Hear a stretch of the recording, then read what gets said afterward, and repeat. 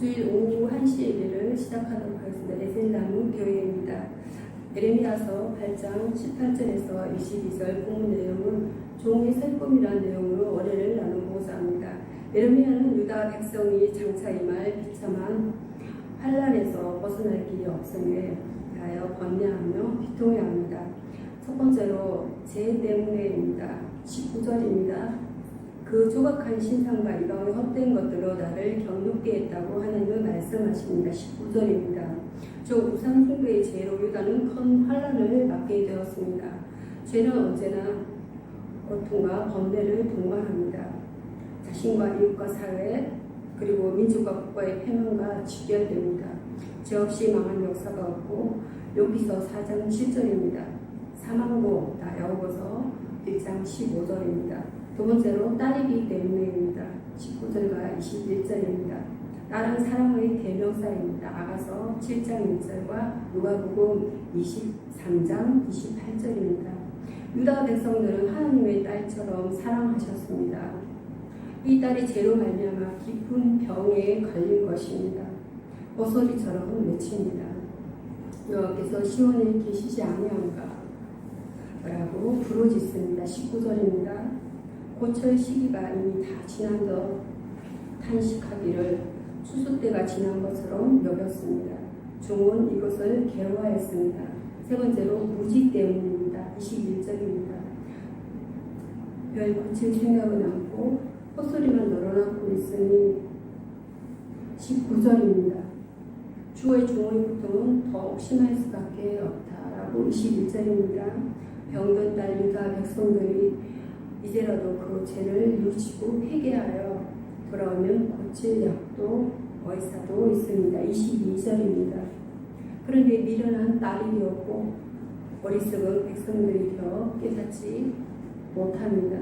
때문에 슬퍼하며 놀라하며 잡혔도다 했습니다. 21절입니다. 에레미야는 유다를 사랑하는 마음과 그들의 범죄로 인해 슬픔에 빠졌습니다. 슬픔이라는 것은 여기서 소로입니다. 낙심이 되고 괴로운 새들입니다. 원통하고 분함을 나타냅니다. 하나님의 자녀는 하나님께 어떻게 자신이 느끼고 있는가를 알고 도움을 청해야 합니다. 그리고 슬픔을 자제하고 본분을 지켜야 합니다. 다음은 아모스 8장입니다. 아모스 8장.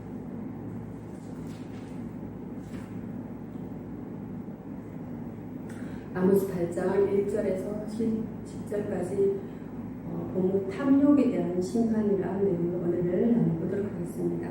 죄악의 주요 내용은 탐심으로 말미암아 하나님 섬기기를 엉터리로 한 것입니다. 첫 번째로 탐욕의 재상은 무너지고 있었습니다. 1절에서 3절입니다. 여호와의 심판은 구원의 모든 방법을 다 동원하시기까지 연기되었습니다. 그러나 심판은 반드시 있습니다. 보통의 신작은 비신작은 간에 말세에는 대충 넘어가기 십상입니다. 왜 이렇게 주일이 예배가 모임이 잦느냐 지루하냐 부식이냐는 등 별의별 소동이 다 있습니다. 그러나 곧 하나님의 심판이 준비되어 있습니다. 두 번째로 탐욕의 정보는 분명하게 공립될 수 없습니다. 4절에서 6절입니다. 이스라엘의 멸망의 정당성은 여러 가시처럼 죄악이 무르익기 때문입니다. 궁핍한 자를 삼키고 가난한 자를 망태하려는 일은 항상 어느 시대마다 있어 왔습니다. 저울을 속인다, 쥐를 속인다, 가난한 자를 물건처럼 판다. 결국 자기들이 못 먹는 가지 팔고 이해관계만 있게 되면 다 팝니다. 이것은 오늘날과 다른 것이 하나도 없습니다. 세 번째로 탐심의 결과는 애통함과 흑암과 죽음입니다. 7절에서 10절입니다. 탐심은 죄를 낳고 죄가 커서 사망을 낳는다. 야고보서 1장 15절입니다. 또 탐심은 우상 숭배와 직결됩니다. 골로새서 3장 5절입니다. 여호와의 공의는 맹세까지 부수고 심판을 진행하십니다. 좌상이 너무나 크고 분명하며 이방이 보기에는 민망할 정도였습니다.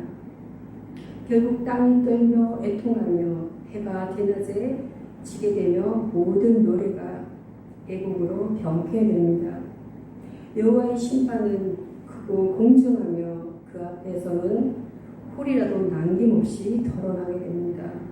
여기 욕심이라는 것은 셀피시니스, 자기만 이롭게 하고자 하는 마음, 탐내는 마음, 디자열, 분수에 지나치게 하고자 하는 마음, 거리디니스를 가리킵니다. 그 앞에서는 홀이라도 남김없이 다 드러납니다. 이 욕심은 결국 범죄의 자리에 이르게 된다고 말씀하고 있습니다. 다음으로는 시편 79편입니다.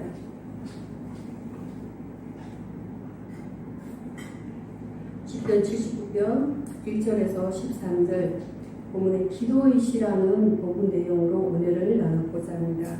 본문은 바벨론으로 잡혀갈 때 잡혀가는 사람 중에 시인이 하나님께 시로서 기도를 올린 것입니다. 첫 번째로 탄식의 이유입니다. 1절에서 4절입니다. 바벨론이 이스라엘을 점령하여 예루살렘 성을 해파하여 돌 무더기를 만들었습니다. 하나님의 종들을 대량 학살함, 성도들의 육체를 짐승의 밥으로 던지고 이스라엘 민족의 시체는 매장하지 않고 여기서 버려집니다. 이스라엘 민족을 조종하여 시험을 당하게 하는 등 이와 같이 파괴와 고통을 줌으로써 슬프게 탄식하게 된 것입니다. 두 번째로 시인의 강구입니다. 5절에서 12절 말씀입니다. 바벨론 멸망에 대한 강구 내용입니다. 주 하나님을 알지 못하는 바벨론은 하나님 이름도 부르지 아니하며 예루살렘 성을 해파한 보상을 7배나 더하게 하소서. 6절에서 7절 그리고 12절 본문입니다. 선미 구원을 강구합니다. 시인이 천하게 되었으니 긍휼히 여기사 속히 주의 영광을 위하여 구원하소서. 8절에서 9절입니다.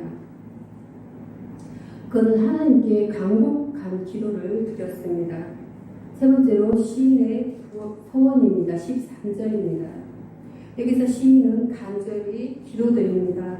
하나님께서 시인의 기도를 응답하사 환난 중에 구원하시면 우리 선민은 제일 하나님이 기르시는 양이 될 것이요 제2는 영원히 구원을 하나님 목자 되시는 하나님께 감사하며 영광을 돌릴 것이요 제3은 대대로 하나님의 능력과 구원의 행사를 전하리라는 것입니다. 하나님이 백성에게 하나님의 전능을 알고 어려움을 당하면 하나님께 기도하는 것입니다. 여기서 기도라는 것은 히브리어 테필라입니다. 헬라어는 프루시케입니다. 생활 가운데서 일어나는 여러 가지 상황에 대해서 신자들이 취하는 하나님과의 교제의 한 형태를 말합니다. 기도의 중심 요소는 찬양과 간구입니다. 다음으로 전해드릴 말씀은 시편 113편입니다.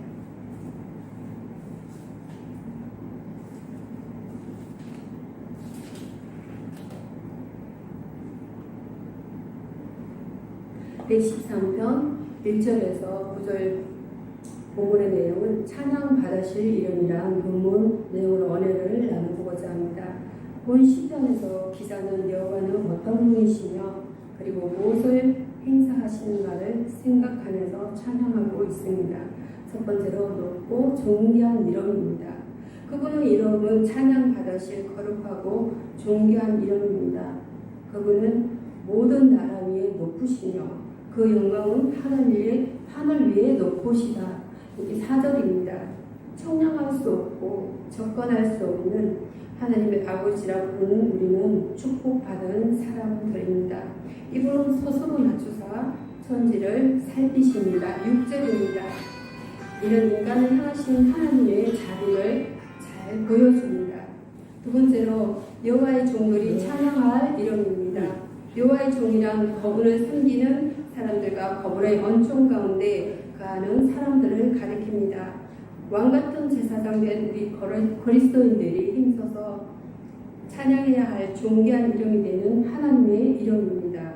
우리가 왕같은 제사장이 된 것은 하나님의 이름 때문이므로 우리는 그 이름을 찬양해야 하는 것입니다. 세 번째로 시간과 공간을 초월하여 찬양할 이름입니다. 우리는 시간과 장소에 얽매이지 말고 언제 어디서나 그리고 평생도록 하나님을 찬양해야 합니다. 바울과 실라는 빌립보 감옥에서 한밤중에도 찬양을 했습니다. 사도행전 16장 25절입니다. 그러므로 우리 또한 고난 중일지라도 찬양할 수 있습니다. 고난과 어려움뿐만 아니라 또한 고통 속에서도 찬양해야 합니다. 하나님의 이름은 높고 존귀합니다. 우리의 온 마음으로 찬양해야 합니다. 여기서 초월이라는 것은 프랜스 샌더스 이 용어는 모든 존재의 근원이 되시는 하나님처럼 우리 유한한 존재를 초월하는 존재를 의미할 때 사용되었습니다. 우리도 그를 통해 초월적 자세를 가질 수가 있습니다. 다음은 디모데 전서입니다.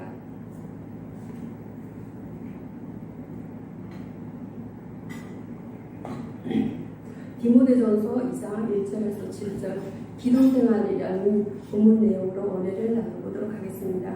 하나님께서 우주 공간에 대사업을 하는 것은 모든 사람이 진리를 바로 깨닫고 구원을 받게 되는 것을 목적 둔 것인데 이 사업은 사명자와의 기도가 없이는 모든 사람을 구원하는 역사를 할 수가 없는 것입니다. 왜냐하면 구원이라는 것은 인간의 힘에 있는 것이 아니고 하나님의 역사에 있기 때문입니다. 하나님의 역사는 사명자의 기도에 의해서만 역사가 임하는 것입니다. 그러므로 사명자의 기도 생활을 본문에서 배워보도록 하겠습니다. 첫 번째로 완전한 기도가 있어야 합니다. 1절입니다. 완전한 기도라는 것은 자기가 자기를 위하여 하는 기도가 아니고 모든 사람을 위하여 하는 기도입니다. 그런데 남을 위하여 기도하더라도 간구와 기도와 도구와 감사가 있어야 됩니다. 간구란 것은 최선의 힘을 다하여 해산의 수고를 하는 기도를 뜻했고 기도라는 것은 항상 마음으로 원하는 데서 끊어지지 않고 드리는 기도를 뜻했습니다. 이 기도는 시간과 장소에 대하여 어떤 규정이 없이 항상 하는 기도입니다. 도구라는 것은 입을 열어서 늘 고백하는 기도니 사람의 이름을 불러가면서 사정을 말해가면서 드리는 기도입니다. 감사는 무슨 일이나 다 하나님이 떠나서 이루어지는 것을 깨닫고 핍박이 와도 고생스러워도 아무리 동역자에게 종상을 받는 일이 있다 해도 주님의 십자가를 생각하고 감사하는 마음이 있을 적에 이것은 오히려 영계가 속히 향상되는 동시에 하늘의 상급이 크게 되는 것입니다. 두 번째로 국가의 안정을 위하여입니다. 2절에서 3절입니다. 나라의 운명은 하나님께 있고 정치인의 마음도 하나님이 주관하는 것을 믿고 기도해야 됩니다. 기독 신자는 국가를 떠나서 있는 것이 아니고 그 국가 안에서 생활하면서 국민의 정신과 사상과 생활을 개혁시키는 것이 사명자이기 때문입니다. 금일에 우리나라에 하나님이 보호하사라는 진리는 기독 신자를 통하여 이루어질 진리입니다. 사명자가 정치적인 야욕을 둔다는 것은 탈선이로되 정치인을 기도로 움직여주는 것은 어려운 사람의 활동이라고 볼 수 있습니다. 한 사람의 기도가 하늘 보좌를 움직일 수도 있고 원수의 나라를 물리칠 수도 있고 모든 재앙이 물러갈 수도 있다는 것이 성서의 역사라면 오늘의 모든 난제를 해결하는 것은 사명자의 기도 응답에 있다는 것을 알아야 할 것입니다. 소돔 고모라의 어인 10명이 없었으므로 망한 사실을 볼 때 어인이 다수는 못 되어도 합심하여 올리는 기도가 국가를 움직이는 생명선이 될 것입니다. 이것이 하나님 앞에 선하고 받으실 만한 것이라고 본문에서 가르쳤습니다. 세 번째로 기도에 대한 하늘의 활동입니다. 4절에서 7절입니다. 모든 사람이 구원을 받으며 진리를 아는 데 이르기를 원하시는 하나님은 한 분이시오. 또 하나님과 사람 사이의 중보도 한 분이시니 곧 사람이신 그리스도 예수라라고 본문에 기록했습니다. 하나님은 중보자이시는 예수님의 대언 기도를 통하여 세계 만방에 대역정을 가져오도록 복음 운동을 전개시킨 것은 전부가 사명자의 기도 응답이 예루살렘 다락방에 성령의 불이 떨어져서 온 세계를 덮게 된 것이니 전부가 사명자의 기도 응답으로서 이루어진 현실의 앞으로 온전히 성도의 나라가 이루어지는 것은 사명자의 기도 응답으로 이루어지는 것입니다. 결론입니다. 사명자라는 것은 각각 분야가 다르지만 전부가 다 기도 응답으로 그 사명을 감당하게 되는 데는 그 중보자 예수님의 이름으로 이루어지는 것이니 우리는 대언자 예수님과 항상 긴밀한 연락을 기도를 하는 데서만이 성령의 열매를 거두게 되는 것입니다. 다음은 누가복음입니다.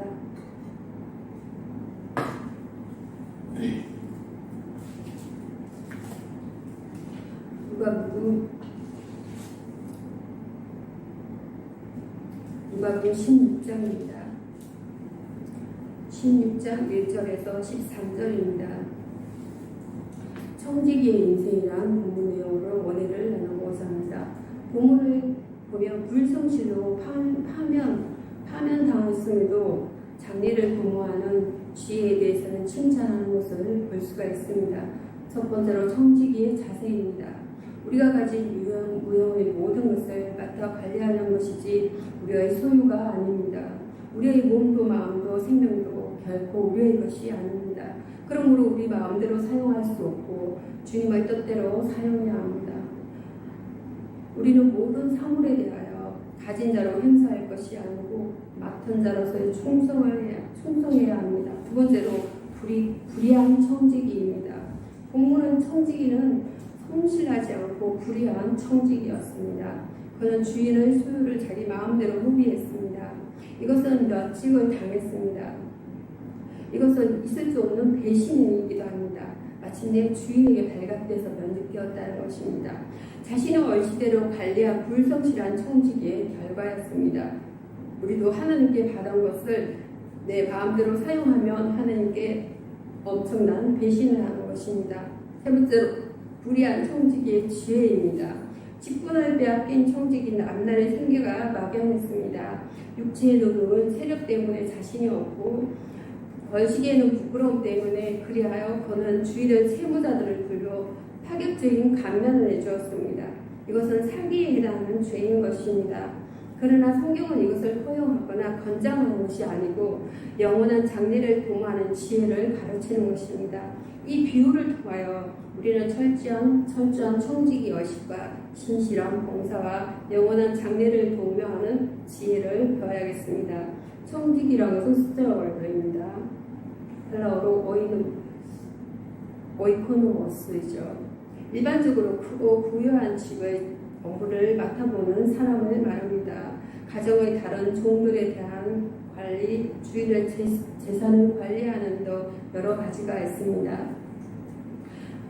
말씀을 마치겠습니다. 기도함으로 주일 오후 설교 내용 말씀을 마치도록 하겠습니다. 애통하고 회개하는 자에게 용서의 언성을 베푸시는 주님, 회개보다는 축복에 관심이 많았던 저의 잘못을 용서하여 주옵소서.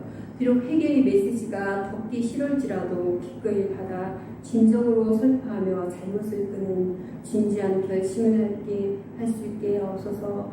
저에게도 주의 말씀이 임하게 하시고 성령의 감동과 확신을 갖게 하사 삶의 본을 보며 담대하게 전파할 수 있게 하옵소서. 순종이 제사보다 낫다고 하신 주님, 제가 하나님의 구속 사역을 권유 아래 철저히 순종하는 사람으로 살기를 원하오니 성령의 능력을 주옵소서.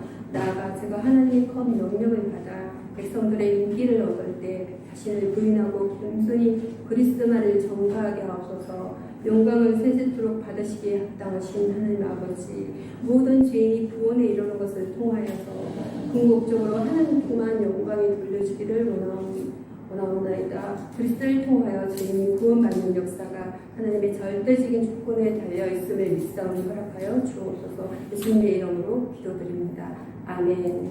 아멘.